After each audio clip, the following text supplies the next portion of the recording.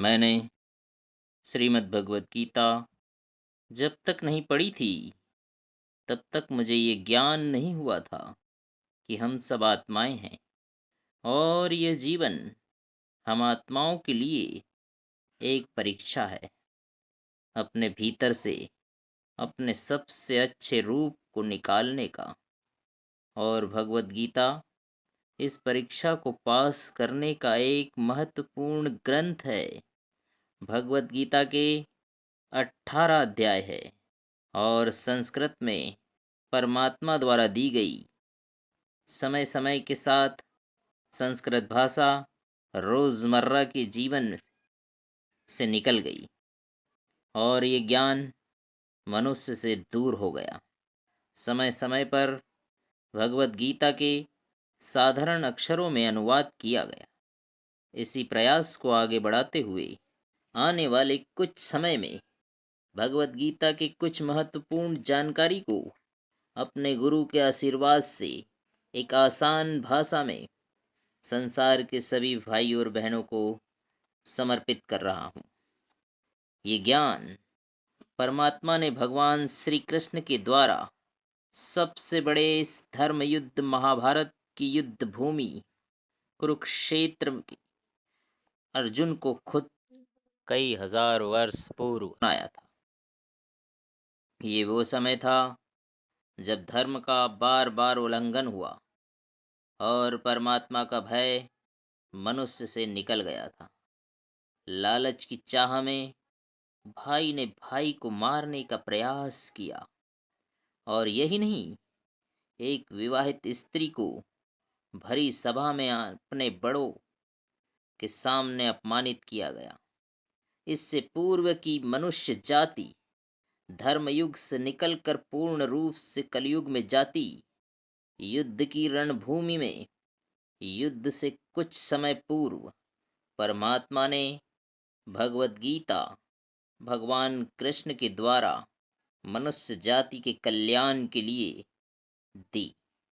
परमात्मा ने सभी आत्माओं के लिए इस ग्रंथ में परमात्मा के बारे में, उसकी सृष्टि के बारे में और सबसे महत्वपूर्ण उन नियमों के बारे में समझाती है जिसका आत्मा को मनुष्य के रूप में हर हाल में पालन करना होता है, रक्षा करनी होती है। और इन्हीं नियमों के आधार पर एक आत्मा को शरीर त्यागने के बाद परखा जाएगा और इस परीक्षा से पास होने पे हमेशा के लिए जन्म और मृत्यु से मुक्ति मिलेगी। परमात्मा भगवत गीता में कहते हैं कि मैं ही सबकी शुरुआत हूँ, मैं ही शुरू से भी पहले था और मैं ही खत्म होने के बाद भी रहूंगा। सब मुझ में है और मैं सब में।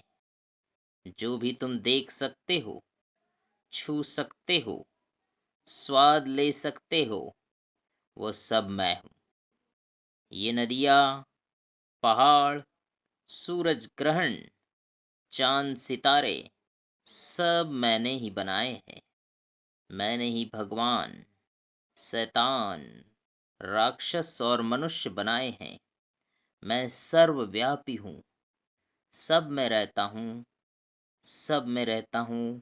मैं ही हूँ, मैं ही हूँ और बस मैं ही हूँ। ब्रह्मा बन के ये सृष्टि बनाता हूँ और रुद्र बन के सब नष्ट कर देता हूँ।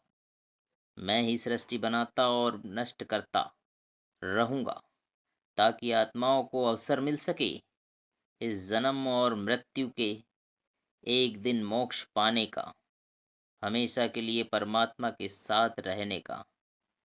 भगवत गीता कहती है इस सबसे बड़ी परीक्षा के लिए परमात्मा ने प्रकृति का निर्माण 5 तत्व हवा, अग्नि, जल, पृथ्वी और ईथर से किया है, जिन्हें हम छू के, चख के, सूंघ के, देख के समझ सकते हैं। पर खुद परमात्मा इन 5 इंद्रियों की समझ से बाहर है। उन्हें आत्मा इन इंद्रियों से नहीं जान सकती। आत्मा 5 इंद्रियों के साथ वैसे ही है जैसे लोहे का रोबोट, जिसे अपने बनाने वाले का कोई पता नहीं। अर्जुन को भी परमात्मा का विराट रूप देखने के लिए भगवान श्री कृष्ण ने दिव्य दृष्टि प्रदान की थी। भगवत गीता समझाती है कि आत्मा अजन्मी है, इसे कोई मार नहीं सकता, कोई जला नहीं सकता, कोई डुबा नहीं सकता और काट भी नहीं सकता। लेकिन आत्मा को परमात्मा के साथ हमेशा रहने के लिए ये परीक्षा रूपी जीवन में बैठना ही पड़ेगा। इस परीक्षा के लिए परमात्मा से बिछुड़ के आत्मा को पृथ्वी पर किसी न किसी रूप में जन्म लेना पड़ता है और 88 करोड़ योनियों को जीने और भोगने के बाद एक आत्मा को मनुष्य का शरीर और बुद्धि प्राप्त होती है। इस सबसे बड़ी मर्यादाओं की परीक्षा में बैठने के लिए हर मनुष्य को इस पूरी परीक्षा को के दौरान तरह तरह की अच्छी और बुरी भावनाओं के चक्रव्यूह में अपने ही भाई बहन या मित्रों के साथ डाला जाता है, जिससे हर आत्मा को अपने अंदर के तामसिक और राजसिक अवगुणों से निकलने के सात्विक जीवन में प्रवेश करने का अवसर मिलते हैं। हमारे तामसिक गुण वो है जो हमारे भीतर हीन भावना पैदा करके हमें खुद को उदास और नुकसान पहुंचाते हैं, और हमारे राजसिक गुण हमें ईर्ष्यालु और लोभी बना के दूसरों के प्रति नुकसान पहुंचा सकते हैं। इस परीक्षा के दौरान हर आत्मा को तामसिक और राजसिक गुणों को समाप्त करके अपने सात्विक गुणों से परिचित होना पड़ेगा। सात्विक गुण वो है आत्मा को अपने आसपास की हर चीज से जोड़े और उन्हें प्यार करना सिखाती है।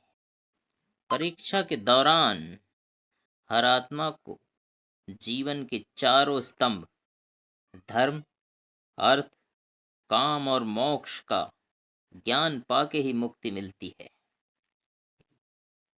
ये वो द्वार है जिन्हें समझ के ही आत्मा परमात्मा को समझ सकती है।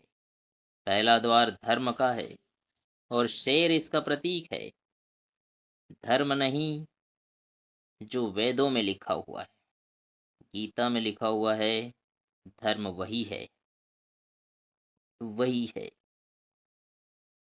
धारण किया क्या हुआ, जिसे आपका दिल मानता है, जैसे झूठ नहीं बोलना, चोरी नहीं करना, भगवान का निरादर नहीं करना, दूसरों को हानि नहीं पहुंचाना। यही सब धर्म है और हर आत्मा को अपने जीवन काल में हर समय धर्म का पालन करना होगा और उसकी रक्षा करनी होगी। दूसरा द्वार अर्थ का है और घोड़ा इसका प्रतीक है।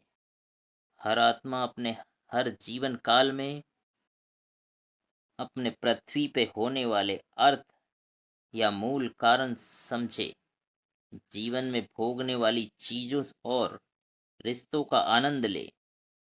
अच्छा बेटा या अच्छी बेटी, अच्छा भाई या अच्छी बहन, अच्छी पत्नी या अच्छा पति बनकर हर बुनियादी रिश्तों पर खरी उतरेगी और इस परीक्षा को पास करेगी।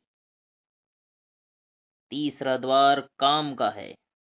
भगवत गीता समझाती है कि हर मनुष्य के भीतर काम, क्रोध, लोभ, मोह, अहंकार और ईर्ष्या जैसे ही भावनाएं हमें अपने दूसरों के प्रति हानि पहुंचा सकती है। इन भावनाओं को हर मनुष्य को हमेशा अपने नियंत्रण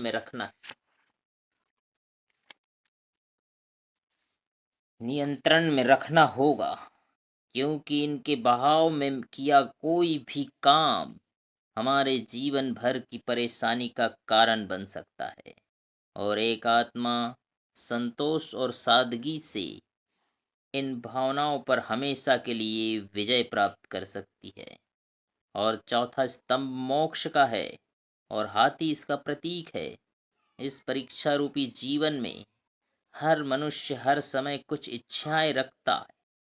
कुछ इच्छाएं इस ही जीवन काल में पूरी हो जाती है, परंतु कुछ अधूरी रह जाती है और उनके पूरा होने के लिए आत्मा को वापस पृथ्वी पर जन्म लेना पड़ता है। भगवत गीता समझाती है कि हमारी इच्छाएं ही मूल कारण है हमारे पृथ्वी पर वापस आने का, और अगर हम कोई भी इच्छा न रखें तो हम इस जीवन और मृत्यु से मुक्त हो सकते हैं। ये द्वार क्षमा का भी है। जिन्होंने आपके साथ बुरा किया उनको क्षमा करके जिनसे आपने बुरा किया उनसे क्षमा मांग के मुक्ति पाई जा सकती है। जब तक आत्माएं इन चारों द्वार धर्म, अर्थ, काम और मोक्ष को समझ नहीं लेती, तब तक आत्माओं को बार बार मनुष्य रूप में आना ही पड़ेगा। परीक्षा का समय समाप्त होते ही आत्मा शरीर और अन्य सभी वस्तुओं का त्याग कर देती है। जो भी इस संसार में रहकर बनाया वह अब किसी और का होगा। अपने कर्मों के फैसले के लिए चली जाती है। आत्मा के अच्छे बुरे कर्मों का हिसाब होता है। अपने अच्छे कर्मों के लिए आत्मा को कुछ समय के लिए स्वर्ग और अपने बुरे कर्मों के लिए नरक में चली जाती है। नरक में आत्मा अपने कर्मों के अनुकूल दंड मिलता है और दंड समाप्त होने के बाद आत्मा को एक नया शरीर और नई बुद्धि मिलती है इस परीक्षा में फिर से बैठने के लिए। और हर परीक्षा में वही सब फिर से दोहराया जाएगा। जीवन के चार स्तंभ धर्म, अर्थ, काम और मोक्ष को समझने के लिए हर जन्म में अपने कई जन्मों के कर्मों के हिसाब से हर आत्मा को कभी अच्छे और कभी बुरे हालातों से जाना पड़ता है। लेकिन जब तक आत्मा परमात्मा के साथ योग को नहीं समझ लेती, वो मुक्त नहीं हो पा सकती। भगवत गीता समझाती है, मनुष्य अपने शरीर, बुद्धि या दिल से भगवान को पा सकता है। शरीर द्वारा किए गए कर्मों के माध्यम से परमात्मा को पाने को कर्मयोग कहते हैं। इसे कर्म जो ऐसे कर्म जो वाल्मीकि जी ने रामायण लिख के, श्रवण ने अपने अपने माता पिता को की सेवा करके और उन्हें चार धाम की यात्रा करवा के अपने कर्मों द्वारा परमात्मा को पाया। भगवत गीता समझाती है, एक आत्मा बुद्धि से भी परमात्मा के साथ योग लगा सकती है। इसे राजयोग कहते हैं, क्योंकि बुद्धि या मस्तिष्क सभी इंद्रियों का राजा है। एक मनुष्य अपनी आस्था, सांस प्रणाली, आसन, अभ्यास, साधना और तपस्या से परमात्मा को इस योग के रास्ते पा लेता है।